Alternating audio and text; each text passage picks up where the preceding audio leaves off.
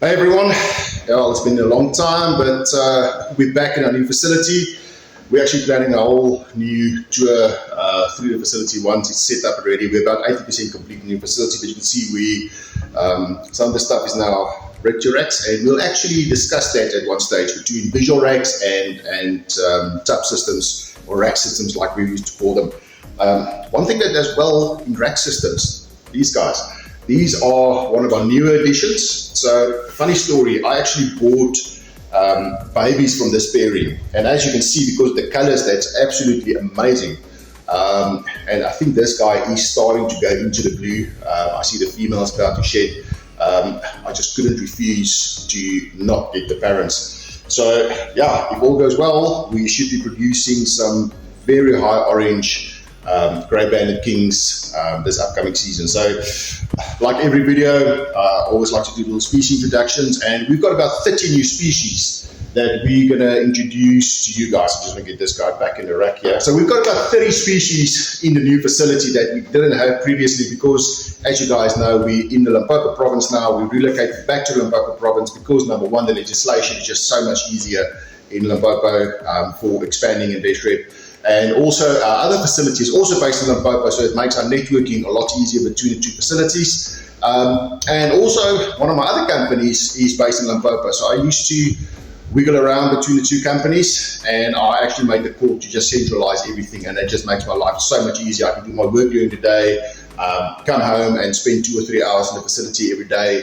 and just be hands-on a lot more than I used to be in the past, where in the past I had to get people to help me. And some of them worked great, some of them worked out fantastic, but there was always something going wrong here and there. So I've been thinking with what should we start with on the new year, and I thought to myself, you know what, we're heading into Expo season. We've got the SA ARC Expo happening in Cape Town. We've got Expo happening pretty soon now as well, Exotic Expo.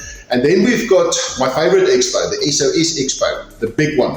2-day event, and it brings together the biggest vendors across South Africa. Some of these vendors are keeping species back to launch the expo, products to launch at the expo. So it's just in general an amazing day out, 2 days out at these expos. And I thought to myself, I've seen a lot of things happening at expos that I think we need to talk about. Let's call it Expo Étiquette, and these are from the vendor inputs, and we also got some public input on the two different things. And we've been doing Expo since I think 2001 or 2002, something like that. When the very first Expo launched in South Africa, we've been doing it, and we've never addressed these issues. So I thought this is actually a good time to address these issues before moving over to the facility or doing species spotlight or husbandry care or anything. So that you know for the future, when you go to Expo, what to prepare for. The first thing is, what I love about Expos, it's a little like an Easter egg hunt. You've got your dream species, and will it be at the Expo? Will it be similar to the Expo? Will I get new morphs at the Expo? But before you go to the Expo, make sure that you do your homework on the species that you are looking for. I mean, you're not going to walk randomly into an Expo and just buy any random species. I know we do that sometimes, impulsive buying, and I've addressed impulsive buys in the past. It's not a good idea unless you've done your research. Research number one. Number two, we actually got about 10 tubs open here. Why is that? Because these are species outstanding. We're not going to fill the racks and the enclosures up with just anything we can get our hands on. We've got planned species up to September coming in, that we want to be prepared for them and make sure that the setup is right. And even if it's just a basic setup, but have a setup ready before you go to the expo. Make sure you do your homework on all the species that you're looking for that might be at the expo. So if you do buy that snake at the expo, make sure that the husbandry is on par. One of the things we get, someone buys an impulsive snake, and we had a case like that last year. Makes an impulsive buy, takes the thing home. A month later, I get a call. The snake is dead. Meanwhile, the ambient temperature in the enclosure was 45 degrees Celsius when we started asking questions about what happened to the snake. And to my knowledge, I can't, with every snake, and this goes for all the vendors, with every snake we sell, and you look confident buying that snake, we're not going to ask you what's your experience on this and all that. It's up to you, the buyer, to ask the questions if you're not familiar with that snake. And there's nothing wrong on getting that vendor's details and giving him a shout afterwards if you're having problems with your snake. Sometimes a snake will be in a rack system, eating fine, everything. Your larger facilities tend to stick to rack systems. You put this little snake in a massive enclosure, visual enclosure, because you want to give it the best life possible. It's not always the best. And that little snake stresses out and doesn't want to eat, and now you're blaming the vendor. But meanwhile, you didn't do your homework, you didn't ask the right questions.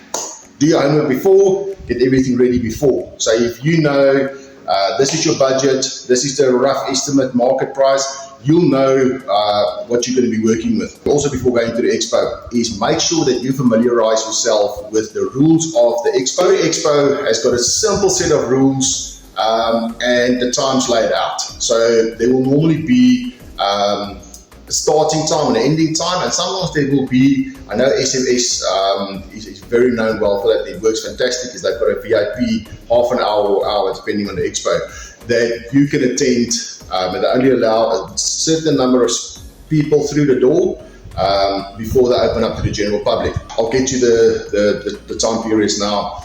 Also, check the rules for pets. A lot of these expos stipulates clearly, no pets allowed. I know sometimes you want to bring a little bearded dragon or your iguana on your shoulder, bring a snake that you bought from a vendor and show them how well it's doing.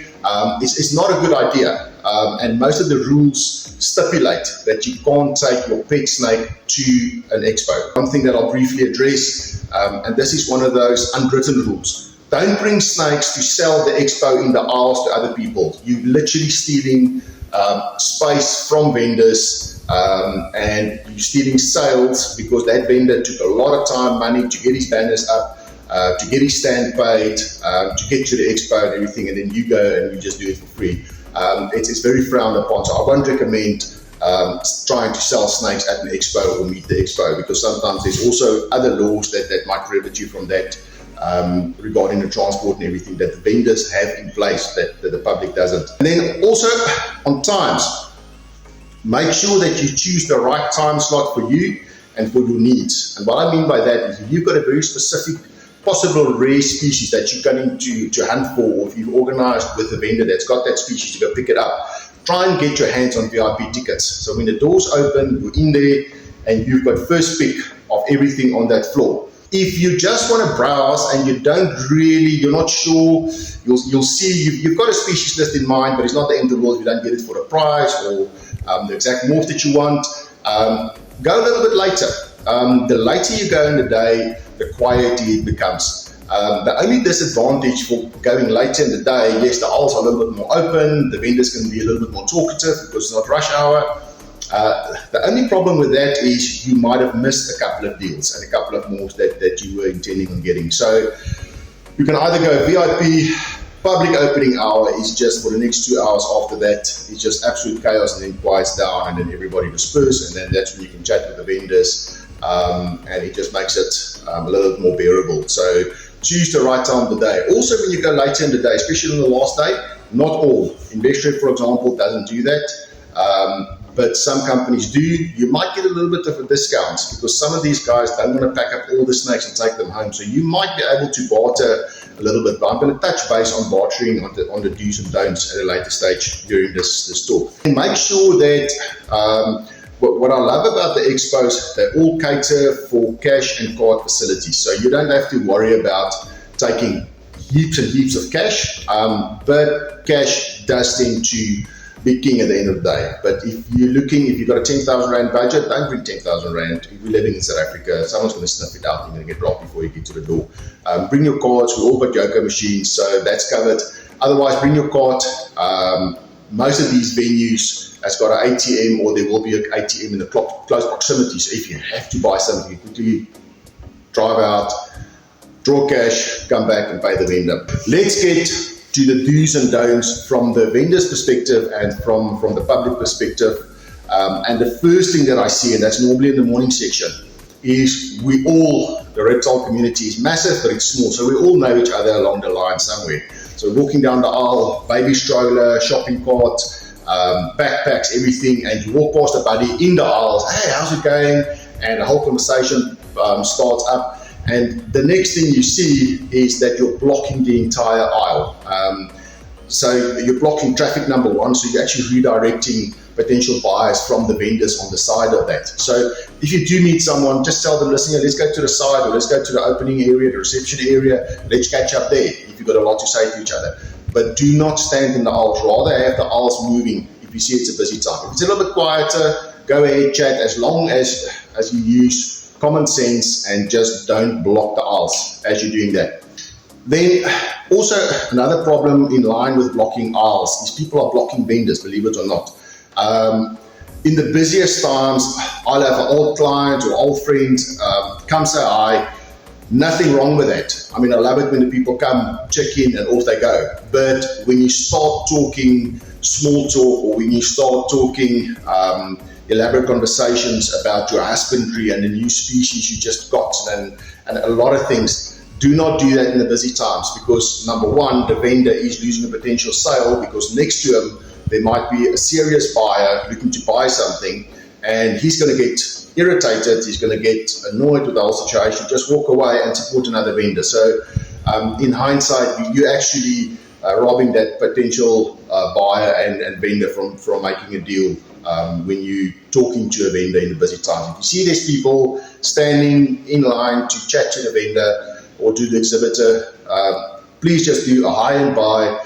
Pop in later when it's quieter, and we can always chat about things afterwards. So just remember that. When you do get to a vendor and it's a busy time and you do have a serious matter about a snake that's not eating or something a little bit more serious, just ask him, can we chat quickly? And we go to the side of the exhibit and we can chat there quickly. But we don't want to do it over the table, for the reason is we're blocking, number one, views on the reptiles on the tables, and number two, potential buyers from coming to the table. So always just call to the side when it's serious. Don't call us to the side and say, I just want to find out how it's going. We're busy working in that time period.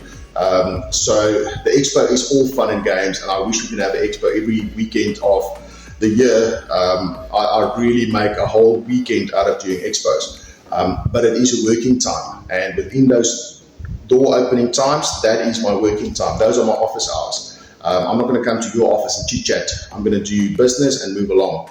If it's going to be a personal thing, I'll call you aside and ask you if you've got 5 minutes to spare. If so, we can take it from there. When I was making my notes for this talk, I was putting this in capital letters. People, watch your kids. I can't stress this enough. I think from my side, and trust me, I've got kids of my own, is people don't watch their kids or don't know how to control their kids.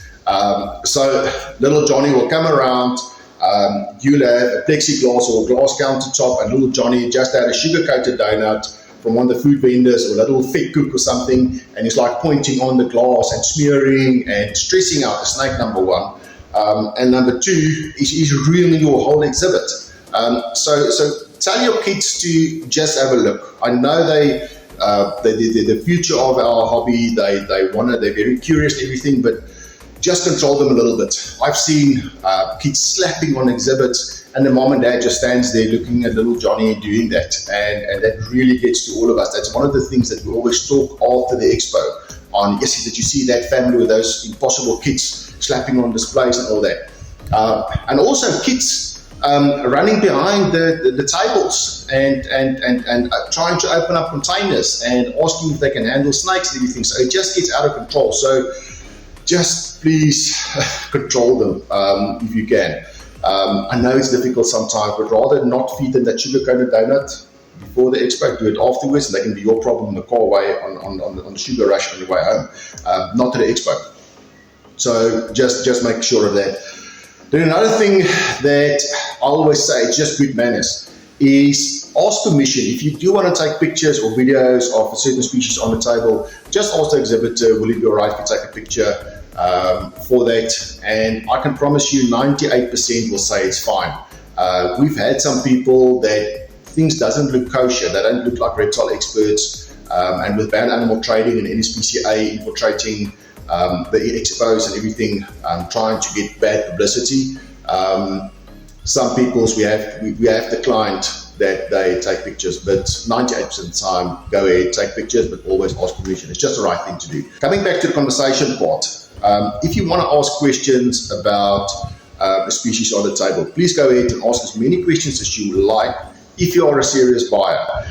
There's no point going to an industry leading breeder, asking all the questions, and normally your industry leaders are a little bit more expensive sometimes than someone new coming in, and then ask the breeder the questions and just go next door and buy that snake. It's once again, it's just business etiquette. It's not fair to wasting that vendor's time and then supporting another vendor. Wherever you're supporting, ask as many questions you want if you're a serious buyer. I think that's the least we can ask for, and that's the least that the public can do as well. It's just make sure that when you ask questions that you're not wasting time and just doing chit chat. The same with WhatsApps and everything. If you're going to ask questions, you're going to be taking time from that person. Make sure that you make it worth his time. Coming back to the kids, but in general as well, do not come to the stand, and we get this loads of times. You got any snakes to handle? No, ma'am, we don't. For the reason is cross-contamination of mites, parasites, internal, external. There's a list of things, stressing the snakes out, the reptiles out, handling them between people. I'm not a big fan of that. So do not, especially juvenile snakes, they're a lot more sensitive to handling as well. So do not ask the vendor if you can take out snakes and handle them. It's just going to cause unnecessary problems. Venomous, I'm not going to even go there, but venomous, the containers on the rules need to be sealed anyway. So please do not open or handle venomous snakes at any expo. But if you are a serious buyer and you've committed to the purchase, you are more than welcome to take out that snake and have a look.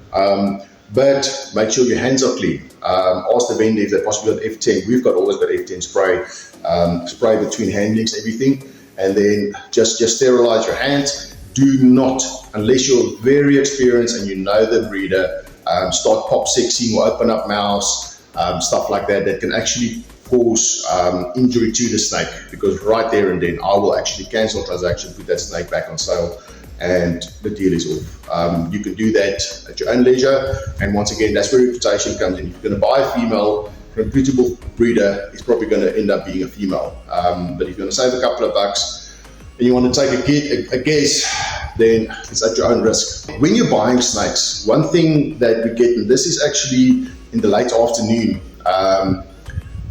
you get these people, we're all in for a bargain. If someone tells me they've got something for sale, I will actually talk to that person, give my time and all that, but then I'll have a 15,000 Rand snake on the table, and this guy, well, if I take a pair, well, 15 plus 15 equals 30,000, it's going to be a 30,000 Rand deal.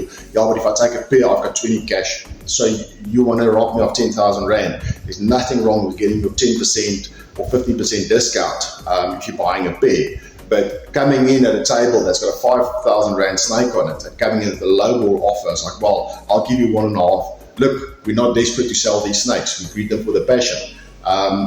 We've taken a lot of expenses to book our hotels, to pay for the table, to have the banners and the marketing material made. So before the expo starts, we're already in the minus. Now you're already trying to lowball vendors. Don't do that. I won't recommend that. So if you come in with a fair discounted offer, I'm pretty sure someone will take it, but do not come in with lowball amounts. It's just going to upset the vendor, and it's just not going to make the whole thing pleasant. If you've done a purchase, please make sure that you get the vendor's details and their business cards, where you got it from. You can even write on the business card, I bought Angolan ball python from this vendor. And if there's any problem arising, you can always follow up with that vendor. Sometimes you're not doing anything wrong, you just got the wrong setup, and you just want to confirm with the vendor what setup.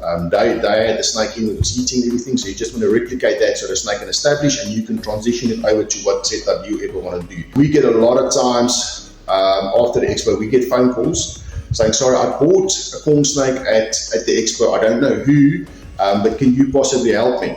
I'm very inclined not to help people, but the least you can do from your side is just make sure where you acquired your animals from, and then just follow up from that breeder. And then once you've taken possession of that reptile, transactions done, all that, try and do that where you're ready to go home.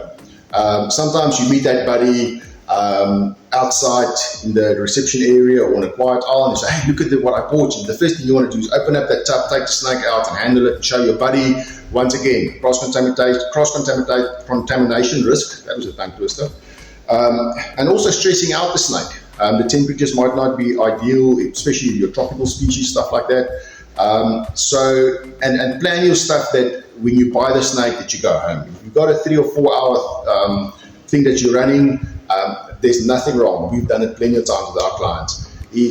Will you keep the snake for us? Sure, we'll put it in the poly box under the table, and when you're ready to go home, come and collect your snake and go home. Do not go to a bar, to a restaurant, and leave it in the car. You're just going to stress out that snake as much as possible, and you're going to end up having problems with that snake, and then the vendor's going to get blamed. So if you buy the snake, set up waiting at home, make sure to go straight home. I'll do another talk on transporting snakes, the poly boxes, keeping it out direct sunlight, the common stuff. Just try and get that snake home as fast as possible. When you get home, we do preventive measures. Number one, if you've got a big collection, I would recommend getting an isolated area or a little quarantine area away from those snakes, and just keep them there for at least 2 weeks to 4 weeks.